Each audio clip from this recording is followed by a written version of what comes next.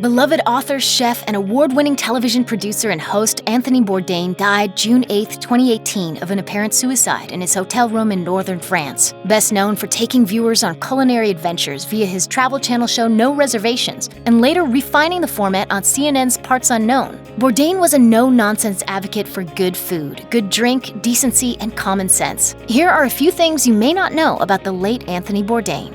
He was a novelist.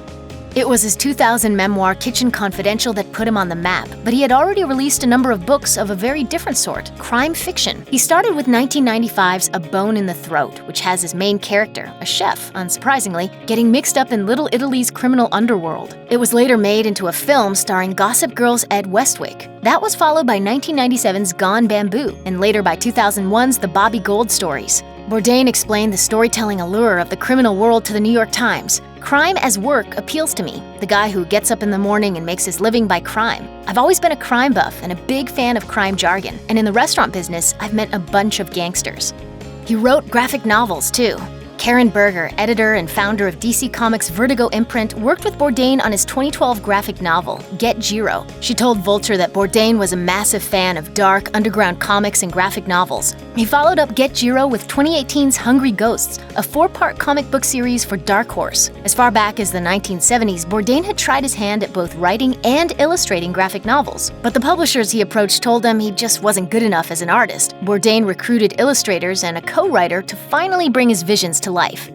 His war with Switzerland. Bourdain traveled the globe in search of great food and compelling stories, but there's one place he's always had a tongue-in-cheek aversion to, and it's a bit surprising: Switzerland. Back in 2008, he wrote on his Travel Channel blog, "Even Ricola commercials make me break into a cold sweat. Lederhosen, alpine hats, cuckoo clocks, St. Bernards, cross-country skiers, and the sound of music make me physically ill." He later told Conan O'Brien he had a morbid fear of all things Swiss, but wasn't quite sure why. Must have had some terrible childhood experience while watching Sound of Music that I've blocked out. His MMA connection. Bourdain's second wife, MMA fighter Otavia Busia, wrote a piece for Vice describing just how important MMA and UFC was to the family. According to her, Bourdain was a big boxing fan back in the 1970s, and once she took him to an MMA fight, he really got into it. She went on to interview him on the subject, and he said that he loved that she fought and could always defend herself. But she had to ban him from watching her compete because he made her anxious. Bourdain said he didn't want her to ever experience the agony of defeat, considering how hard she works to prepare for her fights. He also said he was glad his daughter was also learning how to defend herself. The day will come when little Timmy in the next desk is going to pull her hair. And I like the idea that she'll be able to little Timmy up real bad.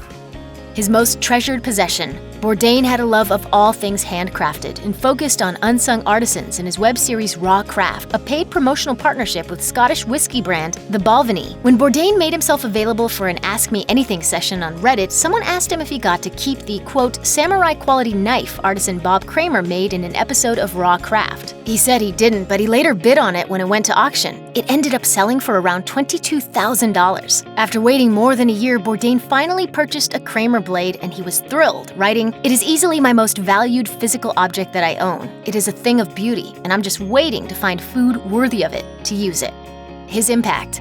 When news of Bourdain's death broke, there was an immediate outpouring of grief. It wasn't just foodies and chefs who mourned his passing. As NPR notes, there were particularly moving tributes from those in communities widely marginalized by the rest of society. Food historian Michael W. Twitty wrote on Twitter, "For a black man that has walked the plank for being highly critical of the food world so white, Anthony Bourdain was special. He called Africa the cradle of civilization, took his cameras to Haiti, honored the hood with Snoop, broke bread with Obama like a human being." University of Detroit law professor Khalid Badoun lauded Bourdain for, quote, humanizing Muslims and Arabs as regular, everyday people, without politicizing their lives or stories. Journalist Mohammed Al-Safin tweeted, "If you're from a marginalized, dehumanized community, you know what Anthony Bourdain meant. To Palestinians, Iranians, Libyans, undocumented immigrants in the US, abused women.